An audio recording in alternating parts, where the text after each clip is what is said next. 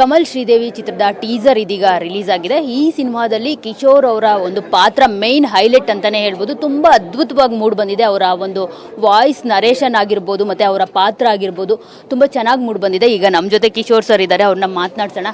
Sir, teaser ನೋಡ್ತಿದ್ರೆ ನನಗೆ ಇದೊಂದು ರೀತಿ ಕಳ್ಳ ಪೊಲೀಸ್ ಆಟ ಅಂತ ಅನ್ಸುತ್ತೆ. ಸೊ ನಿಮ್ಮ ನರೇಷನ್, ವಾಯ್ಸ್ ನರೇಷನ್ ಇದೆಯಲ್ಲ, ನಿಜವಾಗ್ಲೂ ಆ ಟೀಸರ್ ಮೈನ್ ಹೈಲೈಟ್ ಅಂತಲೇ ಹೇಳ್ಬೋದು. ಸೊ ಸಿನಿಮಾ ಬಗ್ಗೆ ಹೇಳೋದಾದರೆ ಇದರಲ್ಲಿ ಕಳ್ಳನರನ್ನು ಹಿಡಿಯೋ ಪೊಲೀಸ ಹೇಗೆ ಸರ್? ಏನಾದರೂ ಟ್ವಿಸ್ಟ್ ಆ್ಯಂಡ್ ಟರ್ನ್ಸ್ ಏನಾದರೂ ಇರುತ್ತೆ? ಯಾಕಂದರೆ ಮರ್ಡರ್ ಮಿಸ್ಟರಿ ಅಂತ ಬೇರೆ ಹೇಳ್ತಿದ್ದಾರೆ. ಖಂಡಿತ ಅದರಲ್ಲಿ ಕಾಣಿಸುತ್ತೆ, ಟೀಸರ್ನಲ್ಲಿ ಕಾಣಿಸುತ್ತೆ. ಇದೊಂದು ಕೊಲೆ ಜೊತೆಗೆ ಅತ್ಯಾಚಾರದ ಬಗ್ಗೆನೂ ಮಾತಾಡ್ತೀವಿ ಇದರಲ್ಲಿ. ಸೊ ಏನೋ ಆ ಥರದ್ದೇನೋ ಒಂದು ಕ್ರೈಮ್ ನಡೆದಿದೆ, ಅದನ್ನು ಸಾಲ್ವ್ ಮಾಡೋದಕ್ಕೆ ಇದೊಂದು ಪೊಲೀಸ್ ಟೀಮ್ ಇದು ಮಾಡಿ ಕೆಲಸ ಮಾಡ್ತಾ ಇದೆ ಅನ್ನೋದು ಕಾಣಿಸುತ್ತೆ. ಅಗೇನ್ ಎಲ್ಲ ಪೊಲೀಸ್ ಆಫೀಸರ್ಗಳಿಗೂ ಸಿಗೋ ಹಾಗೆ ಇದು ಒಂದು ಹೊಸ ಕೇಸ್ ನನಗೆ. ಸೊ ಮತ್ತೆ ಪೊಲೀಸ್ ಪಾತ್ರ ಮಾಡಿದಾಗ ನಾನು ಹಾಗೆ ಅನ್ಕೋತೀನಿ, ಇವತ್ತೊಂದು ಹೊಸ ಕೇಸ್ ಬಂದಿದೆ, ಈಗ ಇದನ್ನು ಸಾಲ್ವ್ ಮಾಡಬೇಕು ಅಂತ. ತುಂಬ ಇಂಟ್ರೆಸ್ಟಿಂಗ್ ಆಗಿ ಮಾಡ್ಕೊಂಡಿದ್ದಾರೆ. ಅದರ ನೆರೇಷನ್ ಕೂಡ, ಅಂದರೆ ನೆರೇಷನ್ ಸ್ಟೈಲ್ ಕೂಡ ತುಂಬ ಇಂಟ್ರೆಸ್ಟಿಂಗ್ ಆಗಿದೆ. ನಾನ್ ಲೀನಿಯರ್ ಆಗಿ ತುಂಬ ಇಂಟ್ರೆಸ್ಟಿಂಗ್ ಆಗಿ ಮಾಡ್ಕೊಂಡಿದ್ದಾರೆ.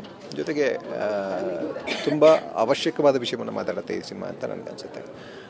ಇವತ್ತು ಭಾರತದಲ್ಲಿ ಎಷ್ಟು ಹೆಣ್ಣುಮಕ್ಕಳ ಮೇಲೆ ಅತ್ಯಾಚಾರ ಆಗ್ತದೆ, ಎಷ್ಟು ಕೊಲೆಗಳಾಗ್ತದೆ, ಹೆಣ್ಣುಮಕ್ಕಳ ಮೇಲೆ ದೌರ್ಜನ್ಯ ಆಗ್ತದೆ ಅನ್ನೋದು ನಮಗೆಲ್ರಿಗೂ ಗೊತ್ತು. ಸರ್ವೆಗಳು ನಡೀತಾ ಇದೆ. ಸೊ ಇಷ್ಟೆಲ್ಲ ಇರುವಾಗ ಅದನ್ನು ಹೇಗೆ ಸರಿಪಡಿಸೋದು? ಬರೀ ಇದರಿಂದ ಮಾತ್ರ ಸಾಧ್ಯನಾ? ಅಂದರೆ ಶಿಕ್ಷೆಯಿಂದ ಮಾತ್ರ ಸಾಧ್ಯನಾ? ಶಿಕ್ಷೆಯಿಂದ ಸಾಧ್ಯ ಆಗಿದ್ದರೆ ಇಷ್ಟು ವರ್ಷ ನಮ್ಮ ಶಿಕ್ಷೆ ಕೊಡ್ತಾನೇ ಇದ್ದೀವಲ್ಲ, ಯಾರನ್ನು ಹಿಡಿತೀವೋ ಅವ್ರನ್ನೆಲ್ಲ ಶಿಕ್ಷೆ ಕೊಡ್ತಾನೇ ಇದ್ದೀವಿ, ಆದರೂ ಕ್ರೈಮ್ ಆಗ್ತಾನೆ ಇದೆ. ಇವತ್ತಿಗೂ ಹೆಣ್ಮಕ್ಳು ಧೈರ್ಯವಾಗಿ ಹೊರಗಡೆ ಓಡಾಡೋಕ್ಕಾಗ್ತಾಯಿಲ್ಲ. ಜೊತೆಗೆ ಅವ್ರ ಮೇಲೆ ನಿರ್ಬಂಧ ಹೇಳ್ತಾ ಇದ್ದೀವಿ, ನೀವು ಹಂಗೆ ಬಟ್ಟೆ ಹಾಕಬಾರ್ದು, ಇಲ್ಲಿ ಓಡಾಡಬಾರ್ದು, ಇಷ್ಟೊತ್ತಲ್ಲಿ ಓಡಾಡಬಾರ್ದು ಅಂತ. ಸೊ ಈ ಥರದ ಪರಿಸ್ಥಿತಿಯಲ್ಲಿ ನಾವು ಎಲ್ಲಿ ಅದನ್ನು ತಿದ್ದಲಿಕ್ಕೆ ಎಲ್ಲಾಗತ್ತೆ ಅಂತ ಹೋದರೆ ನನಗೆ ಕಾಣಿಸೋದು ಸಿನಿಮಾ ಒಂದು ಪ್ರಭಾವಶಾಲಿ ಮಾಧ್ಯಮ ಅಂತ ಅನಿಸುತ್ತೆ. ಸಿನಿಮಾದ ಮೂಲಕ ಈ ಥರದ ವಿಷಯಗಳು ಮಾತಾಡ್ತಾ ಹೋದರೆ ನಾವು ಎಷ್ಟು ಹೆಚ್ಚು ಮಾತಾಡ್ತೀವೋ ಅಷ್ಟು ಜನಗಳು ಎಜುಕೇಟ್ ಆಗ್ತಾ ಹೋಗ್ತಾರೆ, ಅದ್ರ ಬಗ್ಗೆ ಯೋಚನೆ ಮಾಡ್ಲಿಕ್ಕೆ ಶುರು ಮಾಡ್ತಾರೆ ಅಂತ. ಈ ಸಿನಿಮಾಲ ಆ ಥರ ಒಂದು ಹೆಣ್ಣಿನ ಬಗ್ಗೆ, ಹೆಣ್ಣನ್ನು ಪೂರ್ತಿ ಸಮಾಜದ ಬೇರೆ ಬೇರೆ ಜನಗಳು ಹೇಗೆ ಅವ್ರನ್ನ ನೋಡ್ತಾ ಹೋಗ್ತಾರೆ ಅದನ್ನು ಈ ಪೊಲೀಸ್ ಕೇಸ್ ಮೂಲಕ ಅದನ್ನು ನಿಧಾನವಾಗಿ ಹೇಳ್ತಾ ಹೋಗ್ತಾರೆ ಈ ಸಿನಿಮಾದಲ್ಲಿ. ಸೊ ಹಾಗಾಗಿ ನನಗೆ ತುಂಬ ಇಂಟ್ರೆಸ್ಟಿಂಗ್ ಅಂತ ಅನಿಸ್ತು.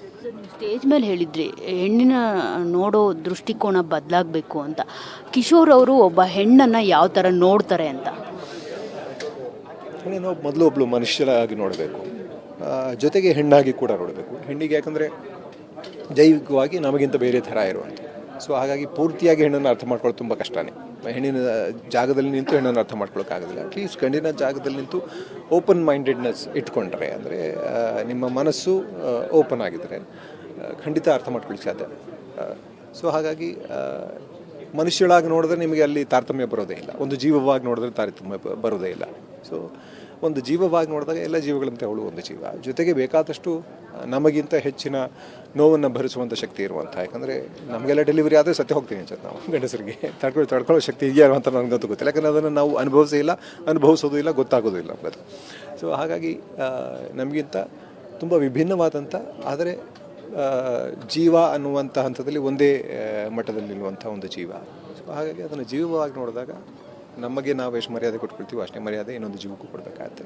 ಸೊ ಅಷ್ಟು ಕೊಟ್ಟರೆ ಸಾಕು, ಗೌರವದಿಂದ ನೋಡಿದ್ರೆ ಸಾಕು ಅನ್ಸುತ್ತೆ, ಪ್ರೀತಿಯಿಂದ ನೋಡಿದ್ರೆ ಸಾಕು ಅನ್ಸುತ್ತೆ.